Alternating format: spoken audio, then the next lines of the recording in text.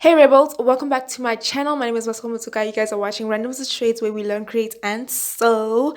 I'm so glad you guys are back. It is finally Friday and I'm going to be showing you guys the construction of the garment finally. So first what we need is a sewing sequence and I'm going to show you now. So this is my sewing sequence. It's a lot. It's a lot. And it goes up to the next page, just the top of the next page. And basically what a sewing sequence is just your method of how you're going to sew the garment. It's just a step-by-step process to let you know what you should do next, after what, then what, then what. It just makes everything a lot simpler. And I'm basically going to be reading my sewing sequence out to you guys as I'll be sewing as you continue watching the video. So I hope you guys enjoyed this. And yeah, let's go.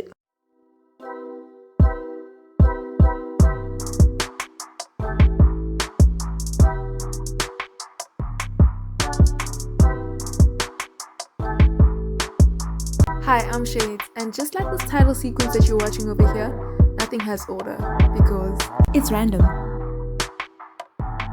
Okay, Rebels, so this is what the patterns look like while they are on fabric, and then we just have to cut them out. Make sure that everything is on fold so that you cut out full pieces, especially for the pattern pieces that have an instruction to cut on fold. So when it comes to cutting, you want to pin your patterns to the fabric or weigh them down with something so that it doesn't move, and make sure that it is placed in the direction of the grain. So the first step is to fuse the fusibles. So all my facings, I'm fusing them using this paper-like fuse. And to know which side is the right side of the fuse, the glue side is the part that has to stick to the fabric, and the glue side is the part that is shiny with the dots, and the matte side is the outer part. So that's how you'll know how to stick it right.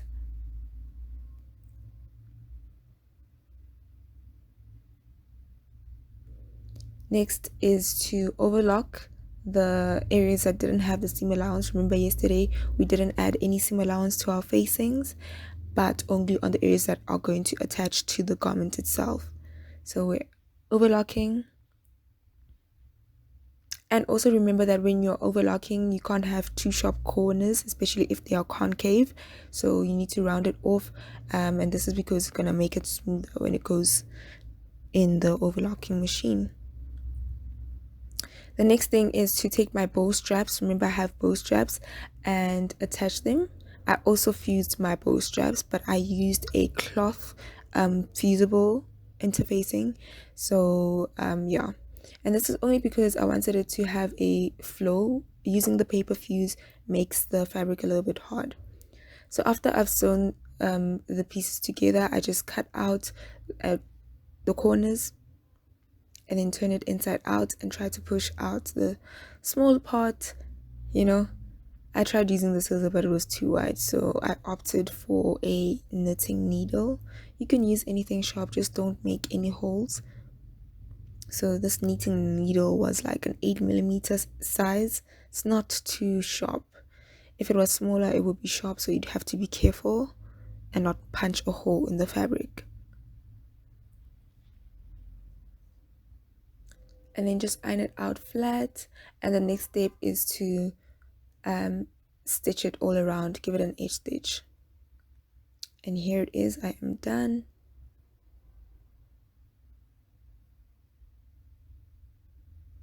And then I give it a last press.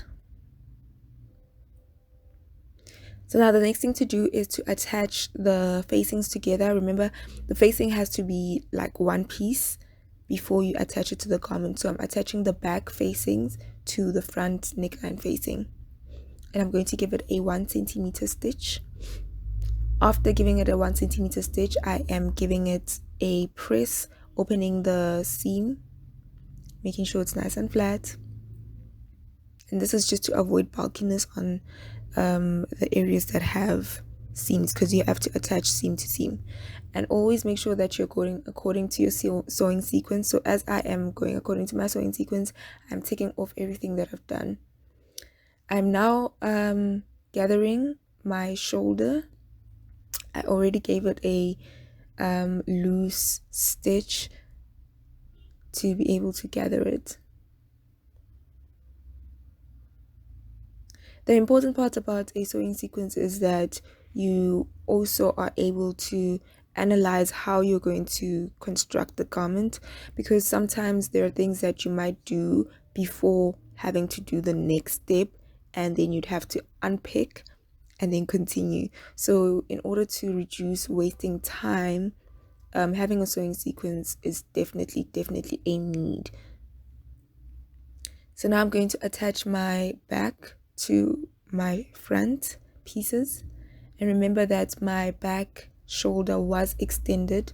So yeah, so I gathered that shoulder to about 10 centimeters, yes, 10 centimeters, and just attached it to the back seam, back shoulder, sorry.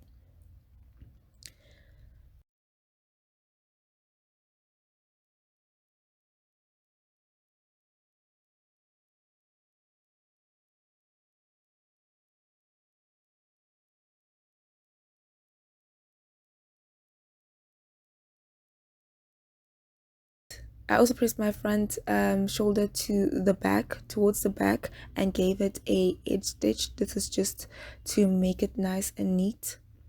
And then the next thing is to attach the facing to the garment, making sure that the shoulder seams are attached nicely together. That's where I start always. And also one thing that I didn't mention is that you need notches, but we will get into that when I go in depth about patterns and all that.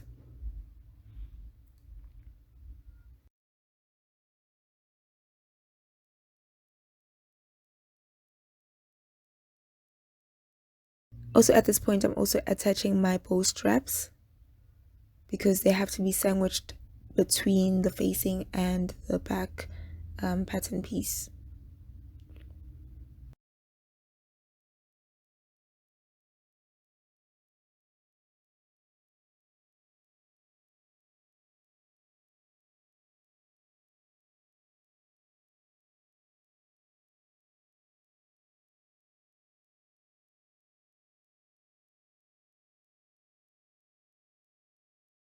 After attaching, the next thing is to just trim off that seam allowance, leaving about a 0.5 millimeter seam allowance, and then we're going to edge stitch. So we're going to edge stitch, making sure that the seam is folded towards the facing, and give an edge stitch on the facing side. This is because we want to keep the facing intact and sitting nice and still.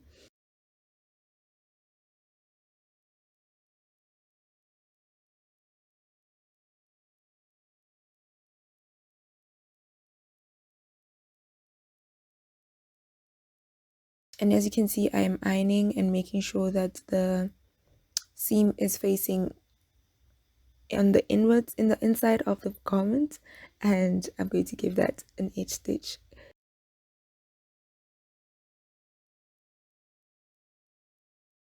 So I've already given my facing an edge stitch and it's sitting nice and still. And the next thing is to attach the side seams. So I'm going to attach the side seams with a 1 centimeter seam and then overlock it.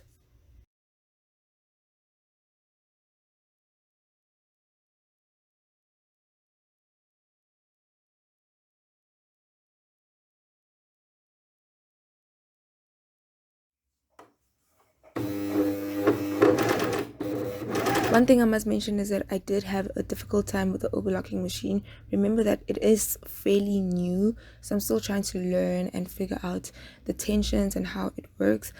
So my, yeah, my stitches don't always look the same. So this was when the machine was actually starting to work with me.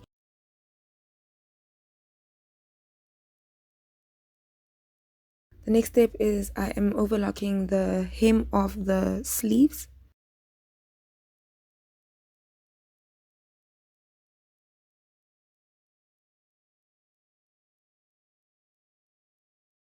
So this is where you will see how much I struggled. The first one was a bad one. So this is the second sleeve. Came out really nice.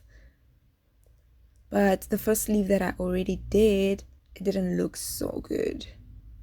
But I continued as it was because I think I'll just figure it out as time goes.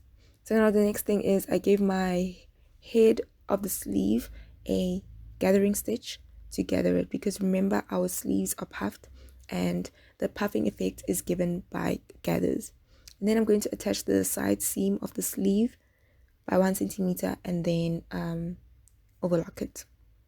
So here I am, I'm gathering it, making sure that I am pulling the thread that is on top and not underneath.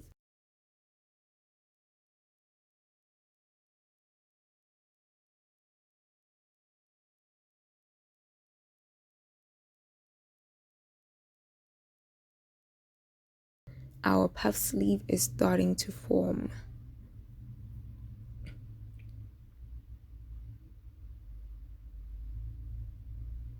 So then I'll do the same thing on the other sleeve. I must mention that I did cut each of the sleeves twice, so basically I had 4 pieces, and that is why I had to overlock the hem first. But I'll explain that tomorrow in tomorrow's video.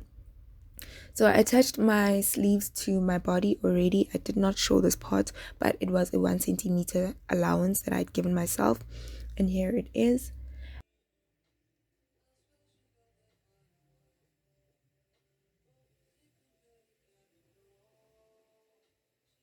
So the next thing is I'm ironing my hem and folding it by 2 centimeters. This is where I'm going to insert my elastic.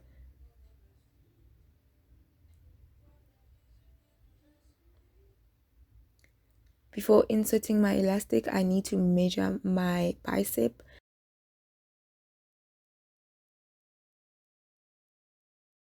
And this is how I do it. You could use a measuring tape, whatever, however you do it. Make sure that you just wrap the elastic around your arm loosely, not too tight, and then after that I minus about 2 centimeters from the original measurement, and I don't add any seam allowance. And this is because usually I would minus 3 centimeters if there was seam allowance.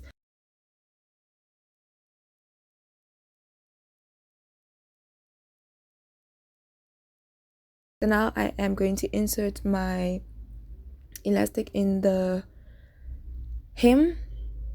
What I did do is give myself a 1 centimeter stitch, and then I left a hole to be able to insert my elastic. I don't know about you guys, but I actually do enjoy this process of inserting an elastic. In a way, it's kind of therapeutic. It can get a bit dreading if you're doing something way longer. This was pretty short, so it was enjoyable.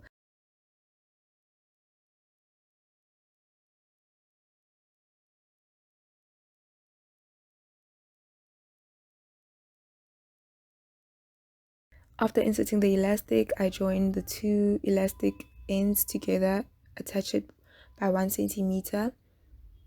You could also tie it at this point and then close off the hem.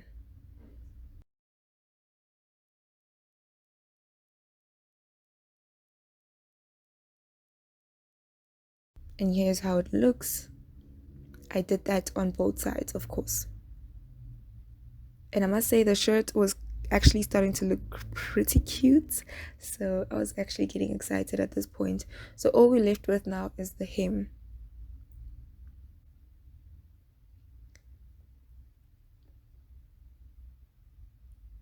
Remember, I gave myself a 2 centimeter seam allowance at the hem, but I did fold it by 0.8 millimeters. So it was a double fold of 0.8 millimeters and not 1 centimeter, which I didn't mind at all.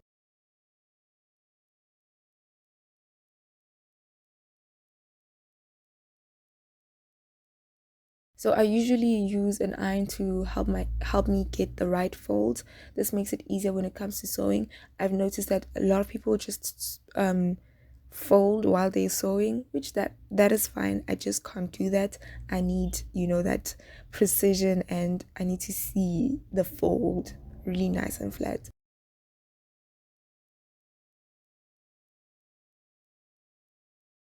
So now I'm giving myself a 0.5 millimeter stitch on the hem, and this is because I did have the allowance of 0.8 millimeters, so you can't really sew 0.8 millimeters. If you've given yourself that amount, you wouldn't be sewing anything. So yeah.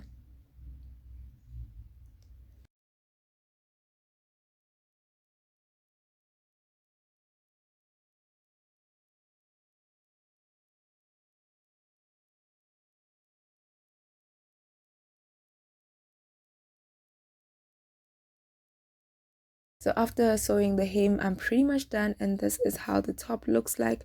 I really like it. It's so cute.